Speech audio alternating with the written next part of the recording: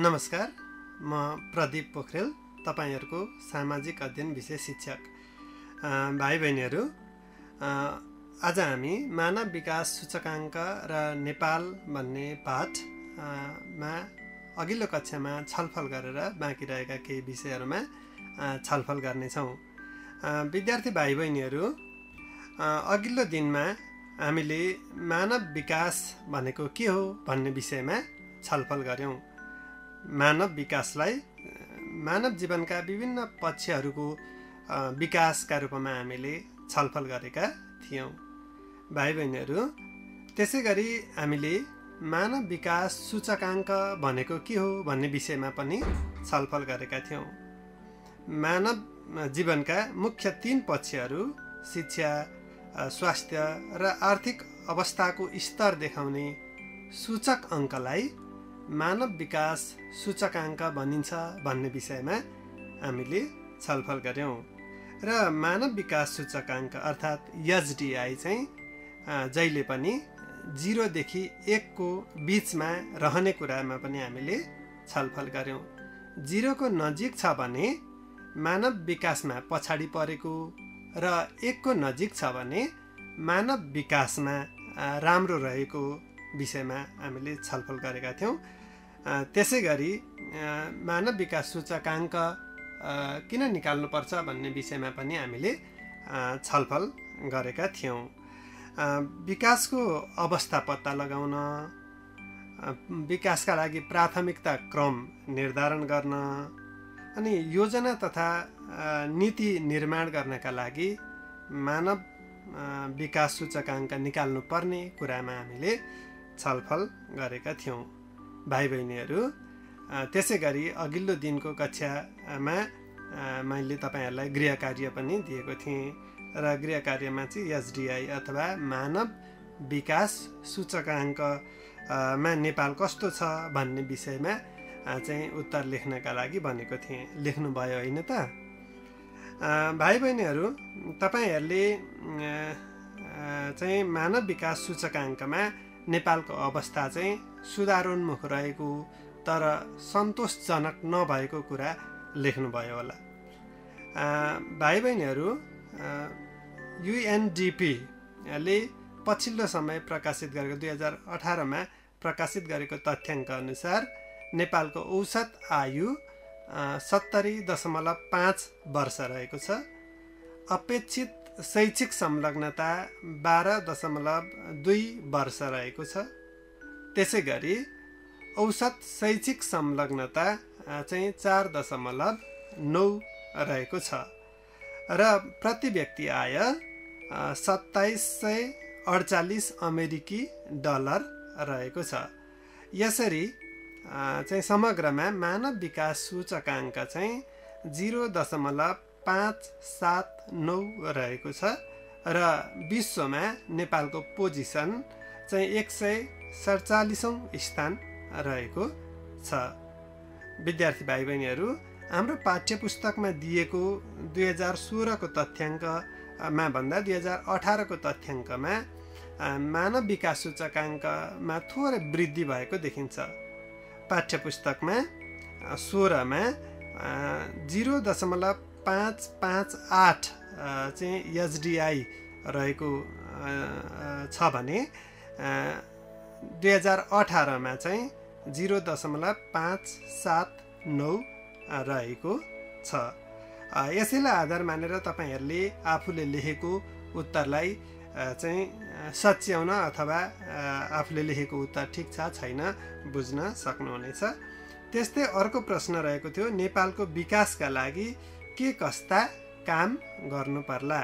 भाइ बहिनीहरु, म के अनुमान गर्छु भने तपाईहरु सबैजनाले लेख्नु भएको यस प्रश्नको उत्तर ठीक छ।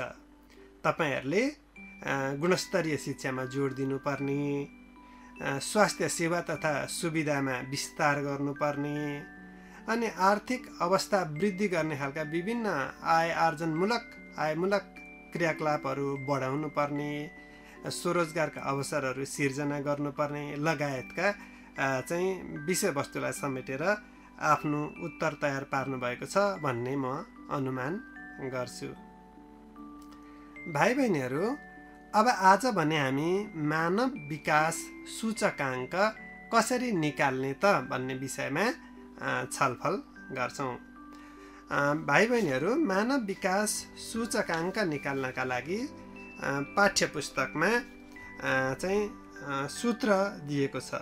यसमा चाहिँ हामीले अघिल्लो कक्षामै के विषयमा छलफल गरेका छौँ भने मानव जीवनका मुख्य 3 पक्षहरू शिक्षा, स्वास्थ्य र आय 3 पक्षहरूलाई हेरिन्छ र त्यसैका आधारमा मानव विकास सूचकाङ्क निकालिन्छ भन्ने विषयमा हामीले चाहिँ अघिल्लो कक्षामा समेत छलफल गरिसकेका छौँ। अब ती विषयहरूबाट कसरी मानव विकास सूचकाङ्क गणना गर्ने त भन्ने विषयमा चाहिँ आज छलफल गर्छौँ। भाइ बहिनीहरू, सर्वप्रथम हामी औसत आयु सूचकलाई लियौँ। आयु सूचक अथवा स्वास्थ्यको अवस्था पत्ता लगाऊँ। भाइहरू, मानव विकास सूचकाङ्क निकाल्दा हामी आयु अथवा स्वास्थ्य सूचक पनि निकाल्छौँ। त्यसका लागि UNDP-ले चाहिँ पछिल्लो समयमा विकास गरेको सूत्र अनुसार हामी छलफल गर्छौँ। योभन्दा अगाडि चाहिँ यो मानव विकास सूचकाङ्क निकाल्ने तरिका फरक थियो। 2010 सालमा चाहिँ मानव विकास सूचकाङ्क निकाल्ने अलिकति फरक तरिकाको विकास भएको छ। त्यसैमा आधारित भएर हामी आज हिसाब गर्नेछौँ। विद्यार्थी भाइ बहिनीहरू, औसत आयु सूचक निकाल्न सर्वप्रथम सम्बन्धित देशको औसत आयु माइनस विश्वको न्यूनतम औसत आयु अपन विश्वको अधिकतम औसत आयु माइनस विश्वको न्यूनतम औसत आयु गर्नुपर्ने हुन्छ। भाइ बहिनीहरू, अब यसलाई हामी अङ्कमा राखेर हेरौँ। तपाईँहरूले यसै पाठको पछाडिपट्टि अभ्यास खण्डमा अन्तिम प्रश्नमा चाहिँ एउटा हिसाबका लागि प्रश्न दिएको छ SDI निकाल्नका लागि। त्यसमा हेर्नुहोस् त, त्यसमा सम्बन्धित देशको औसत आयु अर्थात् नेपालको औसत आयु 70 दिएको छ। 70 माइनस विश्वको न्यूनतम औसत आयु 20 दिएको छ। 70 माइनस 20 अपन विश्वको अधिकतम औसत आयु 85 दिएको छ र विश्वको न्यूनतम औसत आयु 20 दिएको छ। विद्यार्थी भाइ बहिनीहरू, अब हिसाब गरौँ त। 70 मा 20 घटाउनुहोस्, कति रह्यो? 50 का मुनि अपन 85 माइनस 20 गर्दाखेरि कति भयो त? 65 रह्यो। अब 50 लाई 65 ले भाग गरौँ र भाग गरेर आउँदाखेरि 0.76 हुन आउँछ। औसत आयु सूचक चाहिँ कति भयो त? 0.76। भाइ बहिनीहरू, तपाईँहरू पनि सँगै हिसाब गर्नुहोस् है त। मैले अघिल्लो कक्षामै आजको कक्षामा चाहिँ तयार हुँदाखेरि क्याल्कुलेटर साथमै राख्नका लागि भनेको थिएँ। भाइ बहिनीहरू, अब हामी दोस्रो सूचक शैक्षिक सूचक को हिसाब गरौँ। पाठ्यपुस्तकमा शैक्षिक सूचकका लागि दिएको सूत्र हेर्नुहोस् त। सम्बन्धित देशको औसत शैक्षिक संलग्नता वर्ष का मुनि 15 प्लस सम्बन्धित देशको अपेक्षित शैक्षिक संलग्नता वर्ष का मुनि 18। मैले पुनः एकपटक भने, सम्बन्धित देशको औसत शैक्षिक संलग्नता वर्ष अपन 15 प्लस सम्बन्धित देशको अपेक्षित शैक्षिक संलग्नता वर्ष अपन 18 र होल अपन 2 सबैलाई 2 ले भाग गर्नुपर्छ। भाइ बहिनीहरू, यहाँ किन 15 ले भाग गरियो होला भन्नुहोस् त? सम्बन्धित देशको औसत शैक्षिक संलग्नता वर्षलाई 15 ले भाग गर्नुको अर्थ चाहिँ औसतमा मानिसहरूले 15 वर्ष पढ्छन् भन्ने हो। 15 वर्षसम्म विद्यालय जान्छन् भन्ने हो।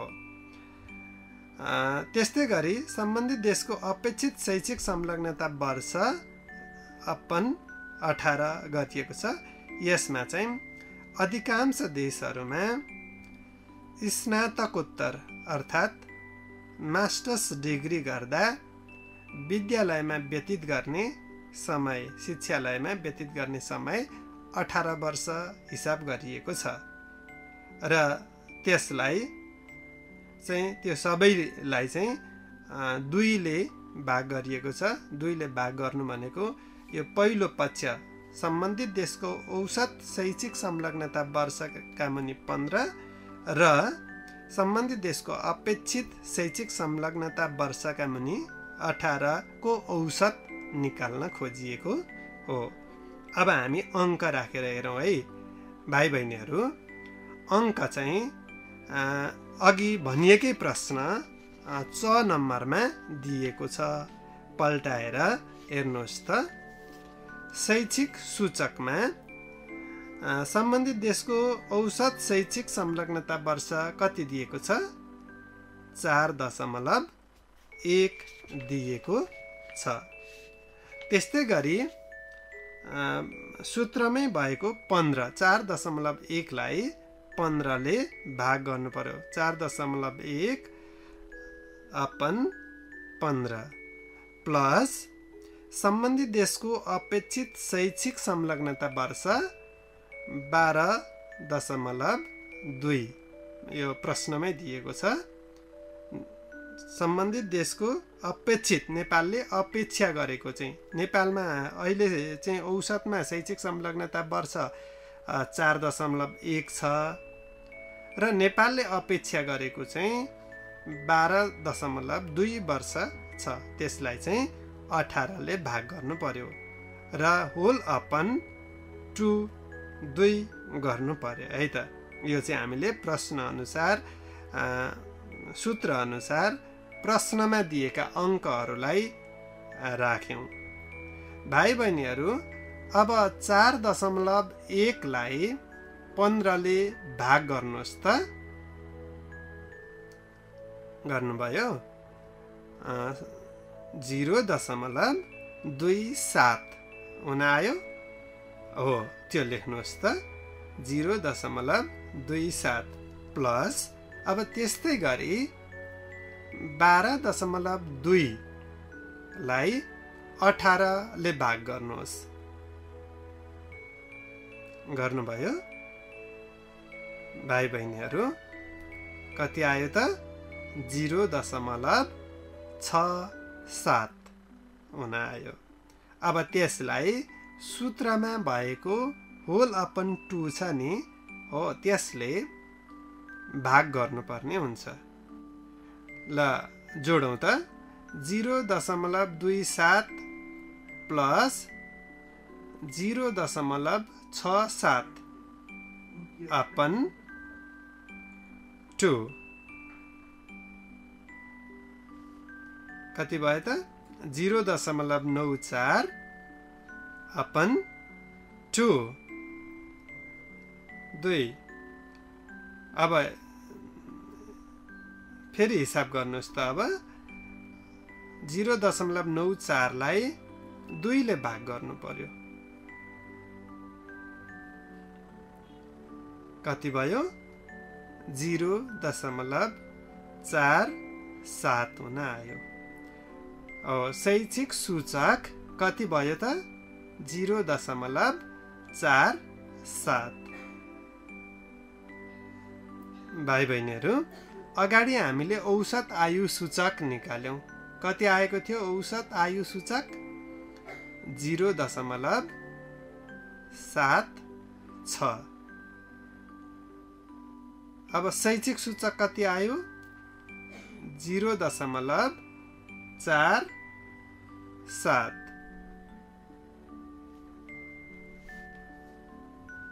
भाइ बहिनीहरू, अब हामी आय सूचक निकालौँ है त।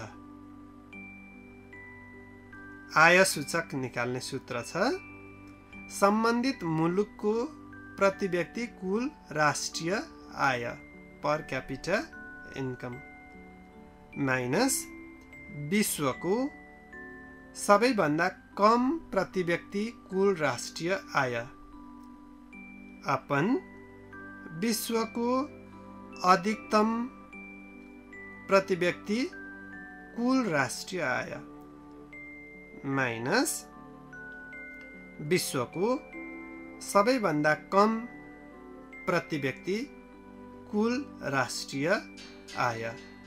यो सूत्र पाठ्यपुस्तकमै दिएको छ र यो सूत्रको विकास चाहिँ युएनडिपीले गरेको हो। भाइ बहिनीहरू, अब हामी सूत्रमा प्रश्नमा दिएको मान राखेर हेरौँ है। सम्बन्धित मुलुकको प्रति व्यक्ति कुल राष्ट्रिय आय कति दिएको छ? नेपालको कुल राष्ट्रिय आय 2337 दिएको छ। लेख्नुहोस् त 2337 माइनस विश्वको सबैभन्दा कम प्रति व्यक्ति कुल राष्ट्रिय आय 100 दिएको छ। 100 राख्नुहोस्। अपन विश्वको अधिकतम कति छ? 75,000 माइनस विश्वको न्यूनतम 100। भाइ बहिनीहरू, यहाँ विश्वको अधिकतम प्रति व्यक्ति कुल राष्ट्रिय आय र विश्वको न्यूनतम कुल राष्ट्रिय आय बीचको अन्तर ज्यादै धेरै छ। हेर्नुहोस् त, औसत आयु र शैक्षिक सूचकमा चाहिँ त्यस्तो धेरै परिवर्तन छैन, फरक छैन। औसत आयुमा धेरै फरक छैन, ठुलो अङ्कमा फरक छैन। तर आय सूचकमा चाहिँ ठुलो अङ्कमा फरक छ।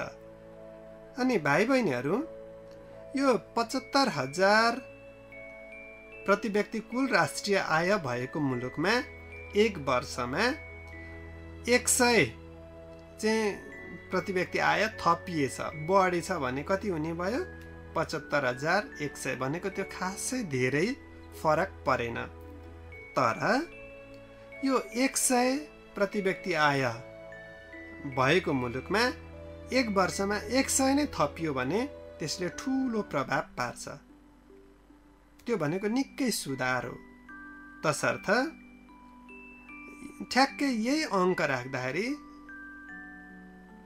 यसले विकासमा भएको परिवर्तनलाई खासै चाहिँ समेट्न नसक्ने भएकाले आय सूचक निकाल्दा भने दिएको अङ्कमा कुल प्रति व्यक्ति कुल राष्ट्रिय आयमा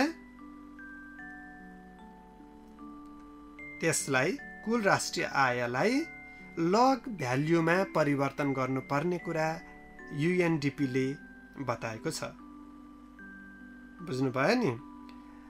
75,000 भएको मुलुकमा 100 बढ्दा खासै फरक नपर्ने, तर 100 प्रति व्यक्ति आय भएको मुलुकमा 100 थपिँदा चाहिँ धेरै फरक पर्ने भएकाले यो यी चाहिँ धेरै प्रति व्यक्ति आय भएका देशमा भएको आयको विकास र कम प्रति व्यक्ति आय भएका देशमा भएको आयको विकासको जुन अन्तर छ त्यसलाई कम गर्नका लागि यसलाई लग भ्याल्युमा निकाल्नु पर्ने कुरा युएनडिपीले बताएको छ। तसर्थ हामी यसलाई लग भ्याल्युमा चेन्ज गरौँ है त।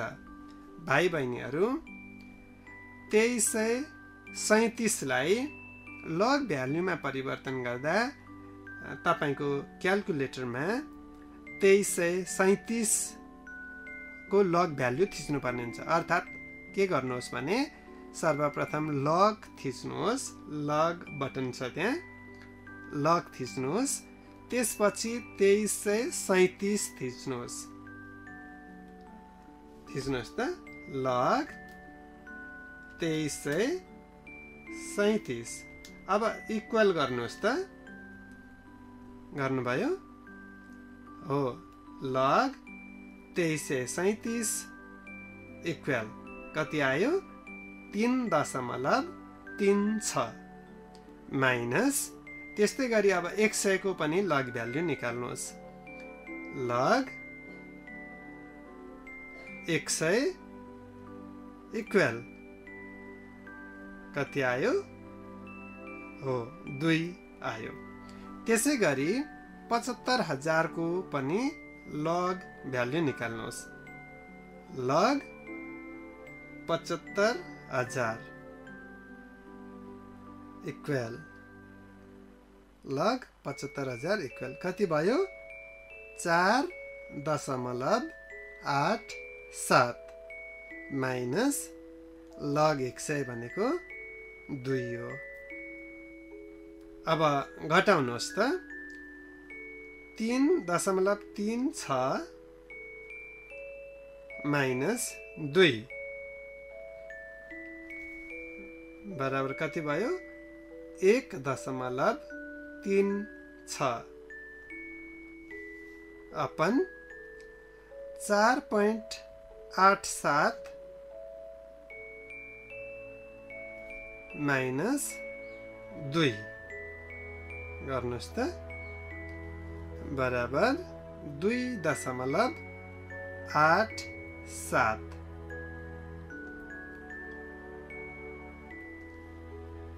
अब 1.36 लाई 2.87 ले भाग गर्नुहोस्। 0.47। भाइ बहिनीहरू, अब हामीलाई आय सूचक पनि प्राप्त भइसकेको छ। कति भयो? 0.47। अब सुरुदेखि हेर्नुहोस् है त, औसत आयु सूचक 0.7 छ हैन? शैक्षिक सूचक 0.47 र आय सूचक 0.47 नै रहेको छ। अब हामीले मानव विकास सूचकाङ्क निकाल्दाखेरि चाहिँ यी तीनवटा सूचकहरूको माध्यमबाट निकाल्नु पर्ने हुन्छ। हामीले अघि औसत आयु सूचक निकाल्यौँ, शैक्षिक सूचक निकाल्यौँ र आय सूचक निकाल्यौँ। अब हामी मानव विकास सूचकाङ्क निकाल्छौँ। मानव विकास सूचकाङ्क निकाल्ने सूत्र रहेको छ क्युब रुट औसत आयु सूचक इन्टु शैक्षिक सूचक इन्टु आय सूचक। भाइ बहिनीहरू, क्युब रुट औसत आयु सूचक इन्टु शैक्षिक सूचक सूचकाङ्क इन्टु आय सूचकाङ्क।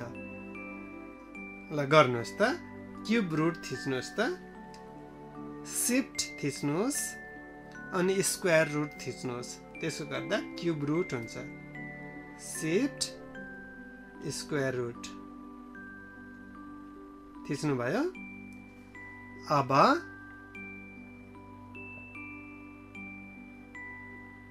भाइ बहिनीहरू, पहिले हामी यहाँ रुट अन्डर भित्र दिएका अङ्कहरूलाई मल्टिप्लाई गरौँ। त्यसपछि क्युब रुट निकालौँला। 0.76 इन्टु 0.47 इन्टु फेरि 0.47